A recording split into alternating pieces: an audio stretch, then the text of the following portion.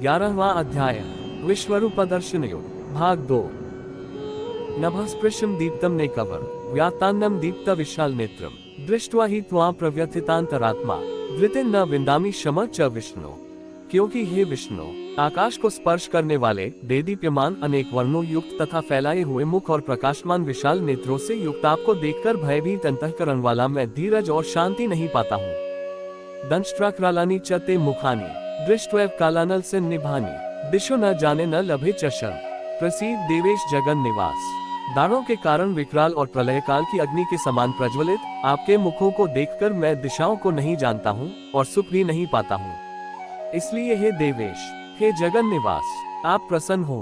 अमी चत्वा धृतराष्ट्रस्य पुत्रा सवे सहवाव निपाल संघाई भीष्मो द्रोणः सूतपुत्रस्तथासो सहस्मदीयैर्पि योद्धमुख्याय वक्त्राणि ते त्वर्माना विशन्ति दंष्ट्राक्रालानि भयानकानि कचिद्विलग्ना दशनान्तरेषु संदृश्यन्ते चूर्णितरुत्तमांगे। वे सभी धृतराष्ट्र के पुत्र राजाओं के समुदाय सहित आप में प्रवेश कर रहे हैं और भीष्म पितामह, द्रोणाचार्य तथा वह कर्ण और हमारे पक्ष के भी प्रधान योद्धाओं सहित सबके सब आपके दानों के कारण विकराल भयानक मुखों में बड़े वेग से दौड़ते हुए प्रवेश कर रहे हैं और कई एक चूर्ण हुए सिरों सहित आपके दांतों के बीच में लगे हुए दिख रहे हैं। यथा नदीना बह्वम्बुवेगा समुद्र में वाभिमुखा द्रवंती तथा तवामी नरलोकवीरा विशंति वक्त्राण्यभिविज्वलन्ति। जैसे नदियों के बहुत से जल के प्रवाह स्वाभाविक ही समुद्र के सम्मुख दौड़ते हैं अर्थात समुद्र में प्रवेश करते हैं, वैसे ही वे नरलोक के वीर भी आपके प्रज्वलित मुखों में प्रवेश कर रहे हैं। यथा प्रदीप्तम ज्वलनम पतंगा विशंति नाशाय समृद्ध वेगा तथैव नाशाय विशंति लोका स्तवापि वक्त्राणि समृद्ध वेगा। जैसे पतंग मोहवश नष्ट होने के लिए प्रज्वलित अग्नि में अति वेग से दौड़ते हुए प्रवेश करते हैं, वैसे ही ये सब लोग भी अपने नाश के लिए आपके मुखों में अति वेग से दौड़ते हुए प्रवेश कर रहे हैं। लेलिह्यसे ग्रसमानः समन्ता ललोकान् सम्रान्वदनैर्ज्वलद्भिः तेजोभिरापूर्य जगत सम्भ्रम भासस्तवोग्राह प्रतपन्ति विष्णु। आप उन संपूर्ण लोकों को प्रज्वलित मुखों द्वारा ग्रास करते हुए सब ओर से बार बार चाट रहे हैं। हे विष्णु, आपका उग्र प्रकाश संपूर्ण जगत को तेज के द्वारा परिपूर्ण करके तपा रहा है। आख्याहि मेको भावानुग्रो नमोस्तु ते देववर प्रसीद विज्ञातुमिच्छामि भवन्तमाद्यं न हि प्रजानामि तव प्रवृत्तिम। मुझे बतलाइए कि आप उग्र रूप वाले कौन हैं। हे देवों में श्रेष्ठ, आपको नमस्कार हो, आप प्रसन्न होइए। हे आदि पुरुष, आपको मैं विशेष रूप से जानना चाहता हूँ क्योंकि मैं आपकी प्रवृत्ति को नहीं जानता। श्री भगवान उवाच कालोस्मि लोकक्षयकृत प्रवृद्धो लोकान् समाहर्तुमिह प्रवृत्तः ऋतेऽपि त्वा न भविष्यन्ति सवे येव स्थिताः प्रत्यनीकेषु योधा। श्री भगवान बोले, मैं लोकों का नाश करने वाला बड़ा हुआ महाकाल हूँ। इस समय लोकों को नष्ट करने के लिए प्रवृत्त हुआ हूँ, इसलिए जो प्रतिपक्षियों की सेना में स्थित योद्धा लोग हैं वे सब तेरे बिना भी नहीं रहेंगे, अर्थात तेरे युद्ध न करने पर भी इन सब का नाश हो जाएगा। तस्मात् त्वमुत्तिष्ठ यशो लभस्व जित्वा शत्रून् भुङ्क्ष्व राज्यं समृद्धम् मयवेते निहताः पूर्वमेव निमित्तमात्रं भव सव्यसाचिन्। अतः तू उठ, यश प्राप्त कर और शत्रुओं को जीतकर धन धान्य से संपन्न राज्य को भोग। ये सब शूरवीर पहले ही से मेरे ही द्वारा मारे हुए हैं। हे सव्यसाचिन्, तू तो केवल निमित्त मात्र बन जा। द्रोण च भीष्म च जयद्रथ च कर्ण तथान्यान्पि योद्धा वीरान् मया हतांस्त्व जहिमा व्यथिष्ठा युध्यस्व जेतासि रणे सपत्नान्। द्रोणाचार्य और भीष्म पितामह तथा जयद्रथ और कर्ण तथा और भी बहुत से मेरे द्वारा मारे हुए शूरवीर योद्धाओं को तू मार। भय मत कर, निस्संदेह तू युद्ध में वैरियों को जीतेगा, इसलिए युद्ध कर। संजय उवाच एतच् श्रुत्वा वचन केशवस्य कृताजलिर्वेपमानः किरीटी नमस्कृत्वा भूये एवाह कृष्ण सगद गदम भीतः प्रणम्य। संजय बोले, केशव भगवान के इस वचन को सुनकर मुकुटधारी अर्जुन हाथ जोड़कर कांपता हुआ नमस्कार करके फिर भी अत्यंत भयभीत होकर प्रणाम करके भगवान श्री कृष्ण के प्रति गदगद वाणी से बोले।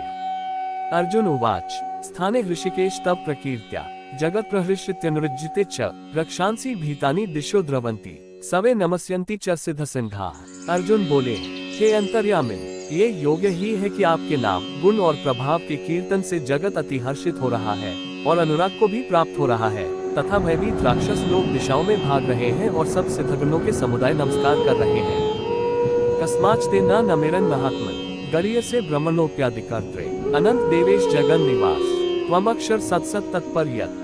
हे महात्मन, ब्रह्मा के भी आदिकर्ता और सबसे बड़े आपके लिए वे कैसे नमस्कार न करें, क्योंकि हे अनंत, हे देवेश, हे जगन निवास, जो संत असत और उनसे परे अक्षर अर्थात सच्चिदानंद घन ब्रह्म है, वह आप ही है। त्वमादिदेवः पुरुषः पुराण स्तवमस्य विश्वस्य पर निधानम वेतासी वेद्यम परच धाम त्वया ततम विश्वमनंतरो। आप आदिदेव और सनातन पुरुष हैं। आप इस जगत के परम आश्रय और जानने वाले तथा जानने योग्य और परम धाम हैं। हे अनंत रूप, आपसे ये सब जगत व्याप्त अर्थात परिपूर्ण है। वायुर्यमुग्निर्वरुणः शशांकः प्रजापतिस्त्व प्रपितामहश्च नमो नमस्तेस्तु सहस्रकृत्वा पुनश्च भूयोपि नमो नमस्ते। आप वायु, यमराज, अग्नि, वरुण, चंद्रमा, प्रजा के स्वामी ब्रह्मा और ब्रह्मा के भी पिता हैं। आपके लिए हजारों बार नमस्कार, नमस्कार हो। आपके लिए फिर भी बार बार नमस्कार, नमस्कार। नमः पुरस्तादथ पृष्ठस्ते नमोस्तुते सर्वत एव सर्व अनंत वीर्यामित विक्रमस्त्वम सर्व समाप्नोषि ततोसी सर्व। हे अनंत सामर्थ्य वाले, आपके लिए आगे से और पीछे से भी नमस्कार। हे सर्वात्मन, आपके लिए सब ओर से नमस्कार हो, क्योंकि अनंत पराक्रमशाली आप समस्त संसार को व्याप्त किए हुए हैं। इससे आप ही सर्वरूप हैं। सखेति मत्वा प्रसभन यदुत, हे कृष्ण, हे यादव, हे सखेति अजानता महिमान न तवेदम मया प्रमादात प्रणयन वापी यचावासार्थम सत्कृतोसी विहारशय्यासन भोजनेषु एकोट्वापिच्युत तत्संश तत्क्षामये त्वामहं प्रमेयम्। आपके इस प्रभाव को न जानते हुए आप मेरे सखा हैं, ऐसा मानकर प्रेम से अथवा प्रमाद से भी मैंने हे कृष्ण, हे यादव, हे सखे इस प्रकार जो कुछ बिना सोचे समझे हठात कहा है। और हे अच्युत, आप जो मेरे द्वारा विनोद के लिए विहार, शय्या, आसन और भोजन आदि में अकेले अथवा उन सखाओं के सामने भी अपमानित किए गए हैं, वो सब अपराध अप्रमेय स्वरूप अर्थात अचिंत्य प्रभाव वाले आपसे मैं क्षमा करवाता हूँ। पिताश्री लोकस्य चराचरस्य त्वमस्य पूज्यश्च गुरुगरिया न त्वत्समोस्त्यभ्यधिकः कुतोन्यो लोकत्रयप्य प्रतिम प्रभाव। आप इस चराचर जगत के पिता और सबसे बड़े गुरु तथा अति पूजनीय है। हे अनुपम प्रभाव वाले, तीनों लोकों में आपके समान भी दूसरा कोई नहीं है, फिर अधिक तो कैसे हो सकता है। तस्मात् प्रणम्य प्रणिधाय कायम प्रसाद्ये त्वामहमीशमीड्यम पितेव पुत्रस्य सखेव सख्युः प्रियः प्रियायार्हसि देव सोढुम्। अतएव हे प्रभो, मैं शरीर को भली भांति चरणों में निवेदित कर प्रणाम करके स्तुति करने योग्य आप ईश्वर को प्रसन्न होने के लिए प्रार्थना करता हूँ। हे देव, पिता जैसे पुत्र के, सखा जैसे सखा के और पति जैसे प्रियतमा पत्नी के अपराध सहन करते हैं, वैसे ही आप भी मेरे अपराध सहन करने योग्य है। अदृष्ट पूर्वम हर्षितोमि दृष्ट्वा भयेन च प्रव्यथितम मनो में तदेव में दर्शय देवरूपन प्रसीद देवेश जगन निवास। मैं पहले न देखे हुए आपके इस आश्चर्यमय रूप को देखकर हर्षित हो रहा हूँ और मेरा मन भय से अति व्याकुल भी हो रहा है। इसलिए आप उस अपने चतुर्भुज विष्णु रूप को ही मुझे दिखलाइए। हे देवेश, हे जगन निवास, प्रसन्न होइए। किरीटिन गदिन चक्रहस्त मिच्छामि त्वा दृष्टुमः तथैव तेनैव रूपेण चतुर्भुजेन सहस्रबाहो भव विश्वमूर्ते।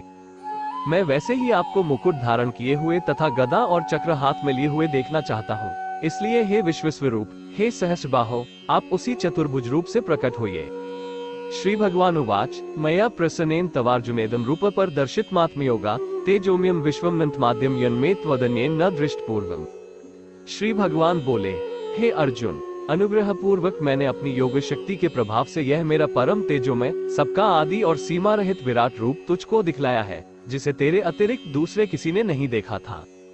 न वेदेज्ञाध्ययनैर्न दाने अंच क्रियाभिन तपोभिरुग्रह एवं रूपः शक्य अहम नृलोके दृष्टुम त्वदन्येन कुरु प्रवीर।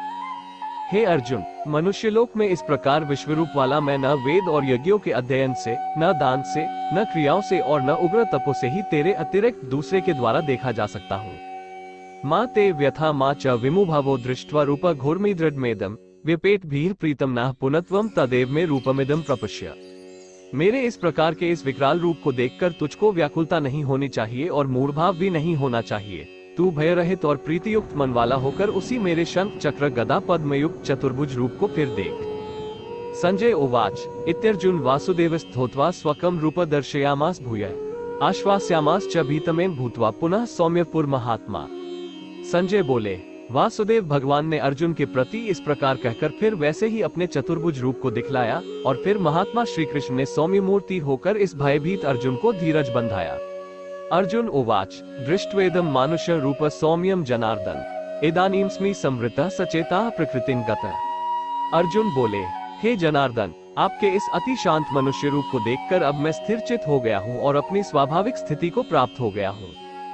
श्री भगवान उवाच सुदूरदर्शमिदं रूप दृष्टांसी यन्मम देवा अप्यस्य रूपस्य नित्यम दर्शन कांक्षिमः। श्री भगवान बोले, मेरा जो चतुर्भुज रूप तुमने देखा है ये सुदूरदर्श है, अर्थात इसके दर्शन बड़े ही दुर्लभ हैं।